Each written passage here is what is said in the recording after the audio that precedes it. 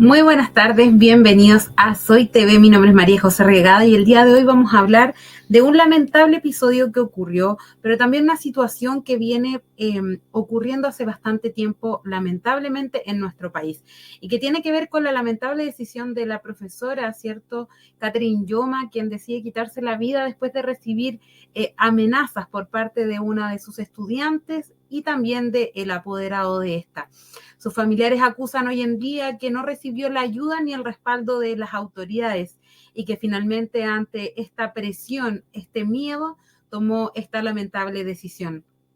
Hoy queremos analizar cuáles fueron los factores detonantes, en qué fallaron las autoridades, por qué esta violencia que es tan alarmante y que va en contra de los profesores y que estos ya han venido hace un tiempo denunciando esta preocupante situación.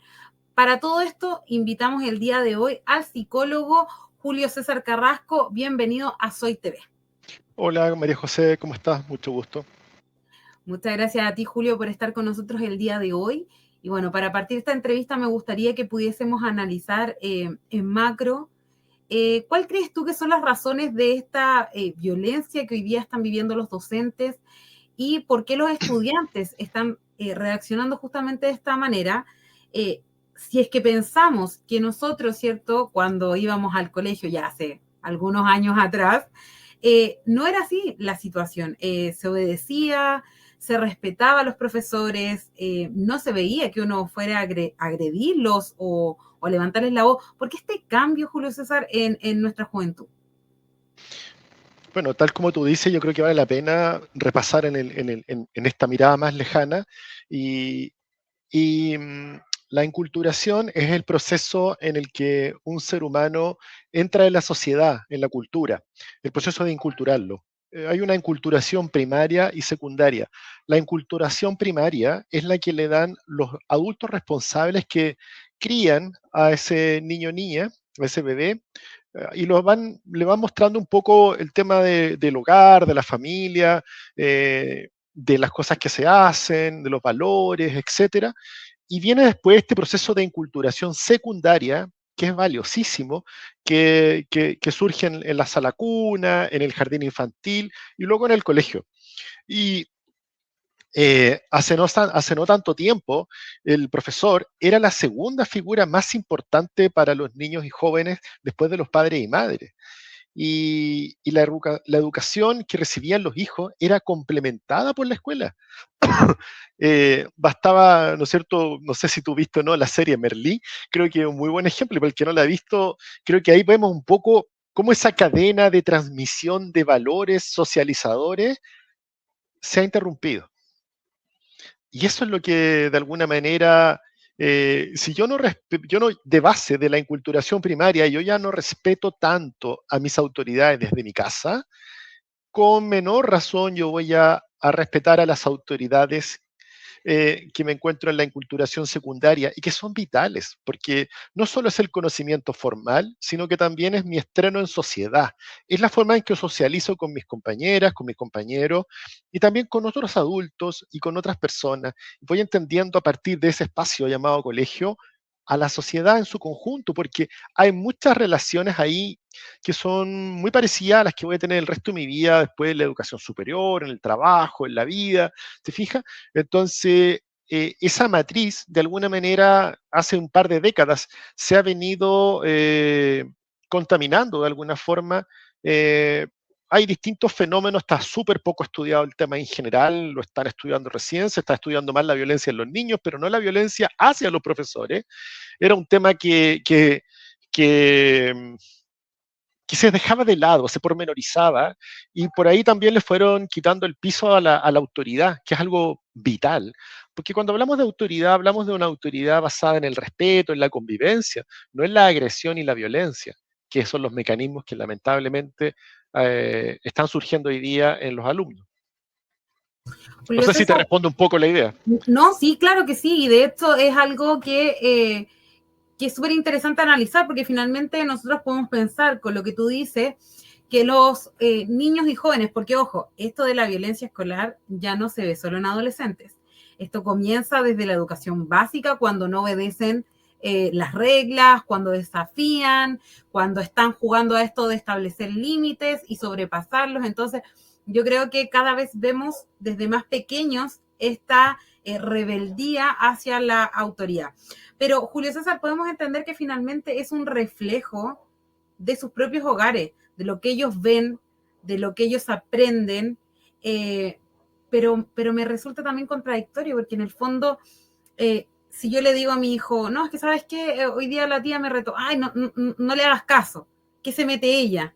En el fondo, yo también me estoy haciendo un daño, porque tampoco me va a entender a mí como una autoridad, o sea, bueno, mi mamá me dice que no tengo que respetar a nadie, entonces a ella tampoco. Entonces, ¿qué está pasando? No logro entender cuál es el motivo también de esta actitud de quienes están a cargo de entregar un buen ejemplo a los niños y adolescentes. Sí, el tema es multifactorial. De verdad que es un tema que es multifactorial. Solamente por incorporar algunas ideas, está el tema legal, está el tema de los protocolos, está el tema de visibilizar el tema y que sea tema, que llegue al Parlamento, a las leyes, que sea un tema de discusión, de conversación y que genere cambio. Eso estamos a años luz de que eso realmente pase. Siempre se pormenoriza y siempre pensamos desde el NNA que lo vamos a proteger y por supuesto, pero también al maestro. Respecto de la autoridad, María José, es tan importante el tema desde el punto de vista psicológico, incluso psicoanalítico, entender que el niño o niña tiene que en algún momento eh, socializarse. Esta enculturación es vital para que este niño pueda ser un adulto eh, lo más sano posible, bien relacionado. Y si este niño no tiene no tolera una instrucción, una disciplina, un método, una forma de trabajo, y eso lo lleva a rechazar o incluso a llegar a la violencia, estamos con un grave problema para esa persona, para ese niño, porque ese niño si no respeta la autoridad de la casa o no respeta la autoridad del profesor, que en este caso es una autoridad, ¿no es cierto? No va a respetar ninguna autoridad y eso es grave para él, no para...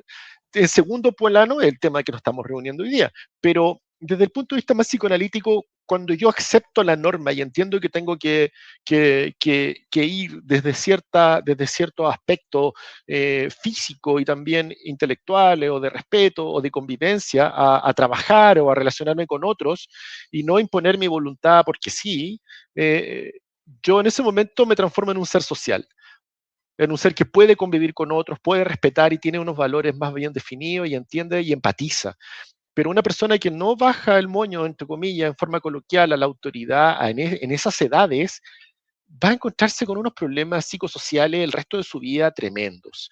Y al respecto, hay tres cosas que están ocurriendo ahí que en estas 2 décadas las hemos visto, que uno, obviamente hemos venido viendo una recesión económica y una incorporación de la familia al trabajo con mucho estrés, con malas pagas, qué sé yo, y en paralelo la, la, el fenómeno de la globalización a través de las redes sociales y de los suministros, los devices, los equipos, los dispositivos, los tablets, los celulares, en los niños como una nana, como un entretenimiento, lo dejo con eso.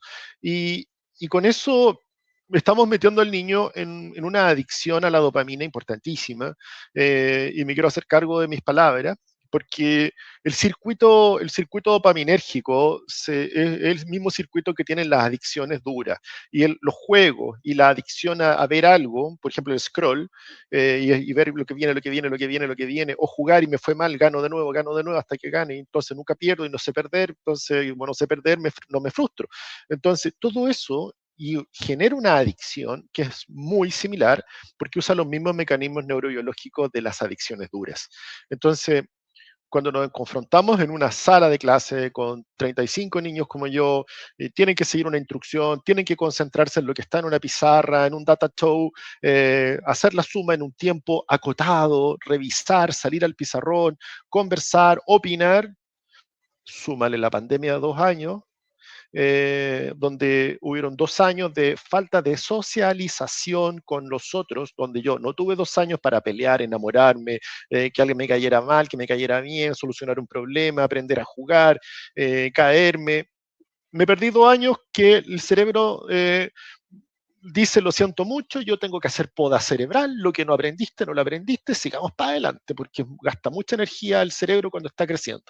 Y sigamos para adelante, next. Entonces, eso hay que hacerlo, hay que hacerse cargo de eso. Esto, nosotros ya lo veníamos hablando en pandemia y post pandemia, hoy vamos a tomar todas las medidas, vamos a hacer tantas cosas. No se ha hecho nada, nada. Entonces, apenas hay niños que ni siquiera tienen matrícula en los colegios, ni siquiera lo estamos cuidando bien. Salen noticias, ayer otra noticia, ¿te fijas? Entonces, eh, eh, Es también hay un problema de analizar, yo autoridad. creo, a ver, esto es como vemos la punta del iceberg, que son niños violentos, pero en el fondo hay todo un tema detrás de ello. ¿Y por qué hice hincapié en el rol de los papás?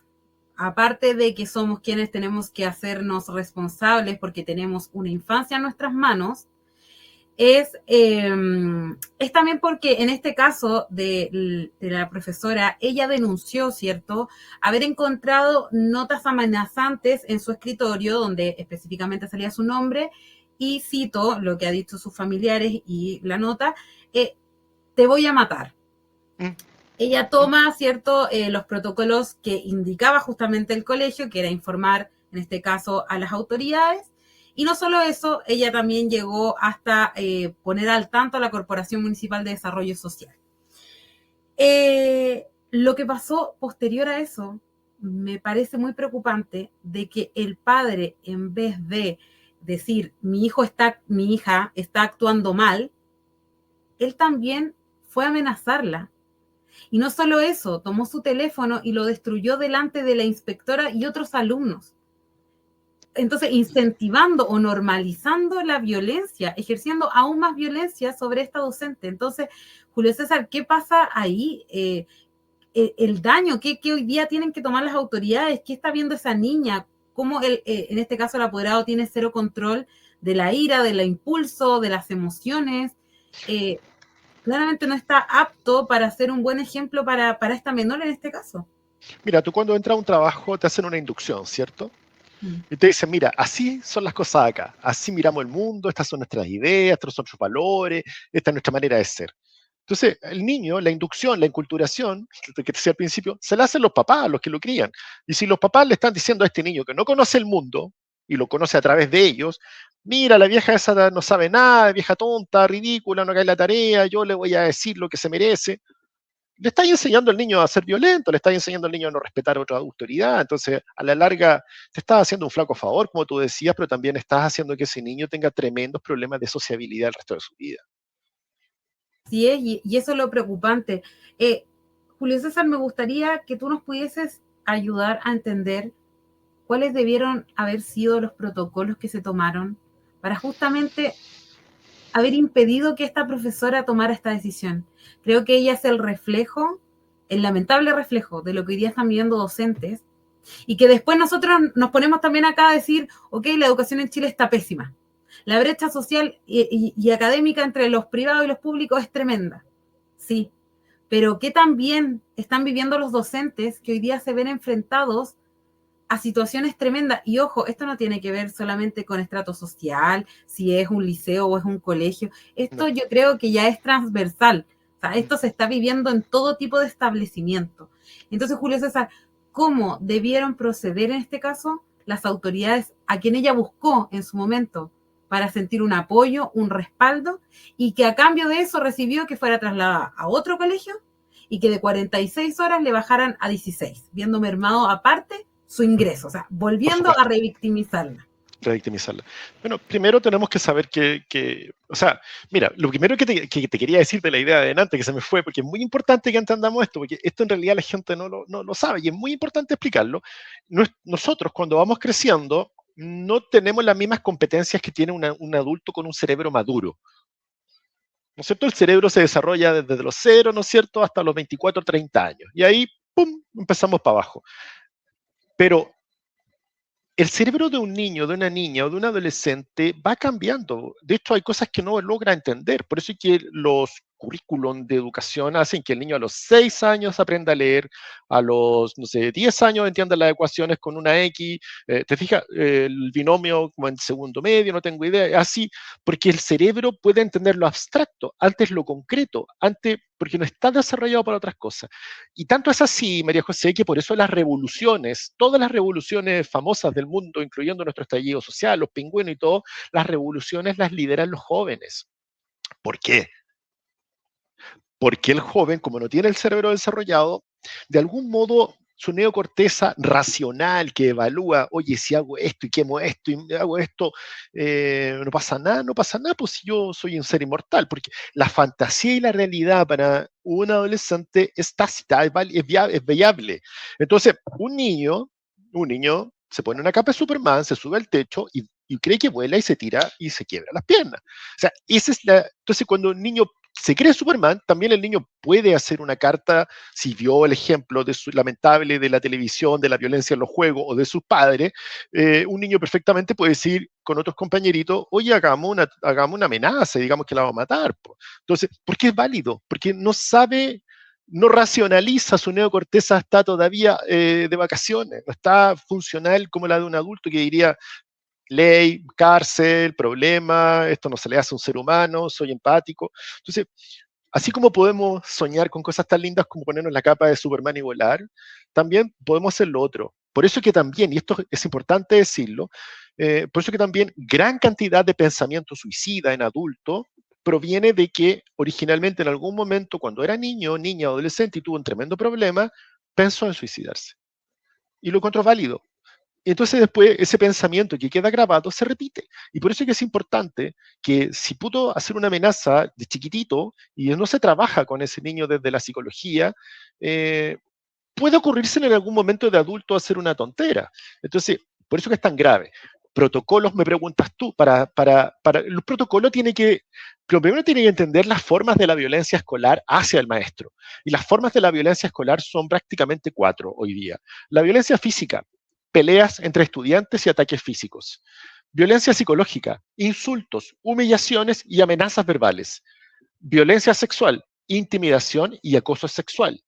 Y acoso y ciberacoso, que son comportamientos repetitivos y agresivos. Esos debieran ser los 4 elementos que debiera contener un protocolo, y en esto coincide Estados Unidos con la Sociedad Americana de Psicólogos, coincide Australia con la Universidad de Queensland, coinciden los finlandeses, por supuesto, con la Universidad de Helsinki, que enfatiza la necesidad de protocolos claros y sanciones consistentes, algo que aquí parece que no conocemos. O sea, deberes y derechos. El apoyo psicológico, que es la otra parte, que es la gran guinda de la torta, el apoyo psicológico y la capacitación es esencial para los maestros. Eh, en Japón, la Unión de Profesores de Japón está trabajando en esto. Están trabajando porque es un fenómeno global, como tú te puedes dar cuenta, y por eso te lo muestro. Entonces, aboga por una mayor conciencia pública, es decir, que las autoridades de turno y el Estado en su conjunto, en el largo plazo, entiendan que esta es una problemática vital, porque estamos hablando del futuro de nuestra sociedad. Niños agresivos con sus maestros son el futuro de una sociedad violenta. Y eso, Sí, es que justamente es eso. O sea, eso. nos están advirtiendo de alguna forma cómo se van a comportar, cómo va a ser esta sociedad. Ya vemos que hay reacciones muy violentas hoy en los adultos. Lo vemos de repente, que te pasó a llevar, que te tocó la bocina, y vemos que se bajan y se golpean. Hay gente que ha muerto por eso. Sí, o sea, a ese nivel. Entonces, sí. Si no, bueno, aparte del trabajo importante que creo que tenemos que hacer con los niños, también creo que es importante que nosotros hoy día, la generación que está criando, también hagamos un trabajo de aprender a conocer y a controlar nuestras emociones. Me recuerdo que hace un tiempo atrás, de hecho, tuvimos una entrevista con respecto a eso, que era que los adultos no saben. No tienen ni idea. No saben nada de sus emociones porque nunca se habló ni se educó con respecto a las emociones. Entonces, claro, yo, por ejemplo, yo me ofusco, ¿no? Y le grito a mi hijo y después le digo, pero tú no me grites, pero claro, ellos aprenden con el ejemplo, lo que yo les dije ya se les olvidó. Ellos van viendo mis acciones cuando son chiquitos y me van copiando. Lo más Entonces también, fuerte para educar son las acciones, las emociones, el cuerpo. El cuerpo habla solo. No, sí, ah, eso es mucho más fuerte que decir, mira, eso no debes hacerlo. claro, entonces también podemos de alguna forma entender que las autoridades no vieron, no fueron capaces de ver lo que iba a pasar, porque en el fondo tampoco entendieron cómo ella se estaba sintiendo, cómo realmente esto le estaba afectando, el miedo que sentía, quizás ellos lo minimizaron porque tampoco conocen más allá cómo esto realmente puede afectar a una persona. Y Claro, otro ¿cómo un tema, niño te va a hacer sentir así? y ¿Me otro tema, entiendes? es que eso es, po, eso es, po. Esa Claro, cuestión parece que habláramos de ciencia ficción, pero ¿cómo un niño lo va, no entiende? Es imposible, no tiene lógica. Pero claro, tú eres un adulto. lamentablemente hay un mundo paralelo, acá hay una distopia. Pero en ese sentido hay que reconocer, hay que hacer un reconocimiento y una toma de conciencia, reconocer y analizar la ocurrencia de la violencia hacia los docentes. Ya, y eso implica visibilizar el problema como este programa maravilloso que tú estás haciendo hoy día y sensibilizar a la sociedad, a los que nos escuchan, a los padres y apoderados, a toda la sociedad en su conjunto, porque también no solo generamos una sociedad violenta, también generamos una futura sociedad muy mal preparada educacionalmente, socialmente y también en esta inculturación secundaria que es tan valiosa, esta enseñanza de los maestros que va más allá del currículum formal. Entonces, eh, y por otro lado, no nos olvidemos de las víctimas, los maestros. Hay que fortalecer el liderazgo docente. Hay que potenciar el liderazgo docente, pero para eso hay que empoderarlo, ¿no es cierto? Los profes deben recibir un buen apoyo psicológico, capacitación en manejo de conflictos y herramientas para lidiar con la violencia, porque se bloquean, se trauman, ¿te fijas? Y fomentar un ambiente de respeto y de empatía en las escuelas, eso es esencial. Imagínate que ahora están poniendo hasta detectores de metales para entrar a los niños. Esto incluye procesos formativos, ¿no es cierto? Son procesos formativos, hay que incorporarlo en el currículo en esto. Así como hemos incorporado no más bullying, tenemos que incorporar, y mi cuerpo es solo mío y nadie lo toca, también hay que incorporar lo otro. Es el mejor momento. No hay mejor momento en la vida de un ser humano que cuando es un niño o niño adolescente para enseñarle. Y estás justo en el espacio y con las personas con las que tienes el tema, el problema. Entonces, es una hermosa y tremenda oportunidad de entregar eso. Pero para eso se requiere comunidad, sociedad, Estado, conjunto y visibilizar el problema. Y empoderar a los maestros. Y tenerlo esto como, no como en media hora conversarlo, no, hacerlo parte de una política de forma de educación. Es que justamente es eso. Mira, se nos ha pasado volando la entrevista y creo que de verdad amerita volver a analizarlo porque hay multiplicidad de factores. O sea, Sí, desde el rol que cumplimos los papás, las autoridades, el Estado, como dices tú, los colegios, los mismos profesores. Los mismos profesores de establecer que no lleguemos a normalizar esto. Que no ellos no podemos. tienen por qué ceder, que ellos no tienen por qué volverse amigos para que esto funcione en paz, no. Ellos son una autoridad, ellos están cumpliendo un rol fundamental en la vida de nuestros hijos y se merecen todo el respaldo, desde los padres hasta las autoridades, el Estado, el gobierno, etcétera. O sea, aquí debemos estar alineados con los profesores. Y creo que ese es un mensaje de verdad súper importante porque no son nuestros enemigos, al contrario, son nuestros aliados en la O crianza. sea, les entregamos a nuestros niños para que los eduquen y los transformen en algo que es maravilloso, Claro, toda la potencia que tienen. exactamente, entonces hay que respaldarlo, hay que estar con ellos, hay que visibilizar esto. Julio César, te voy a dar el espacio para que tú puedas entregar una reflexión final y por supuesto también para que aproveches de despedirte de todos quienes sé que hoy día están agradeciendo esta oportunidad de entender y de alguna manera también poder ser más conscientes de lo que cada uno está fallando y cómo tenemos la oportunidad, como bien dices tú, de remediar las cosas aún. Así que todas las pantallas para ti. Sí, no hay mejor momento que la niñez y la adolescencia, el momento en que nos estamos transformando en estos adultos que seremos el resto de nuestra vida, como para que esos cerebros, esos cuerpos, porque los cuerpos son los que sienten y transmiten al cerebro, ¿no es cierto?, todas estas enseñanzas que tenemos a través de esta sociedad, para que sea el espacio armónico que en vez de verlo de lejos, partamos desde nuestras familias, porque yo no puedo cambiar el mundo, María José, o quien me escucha, pero sí puedo cambiar mi mundo.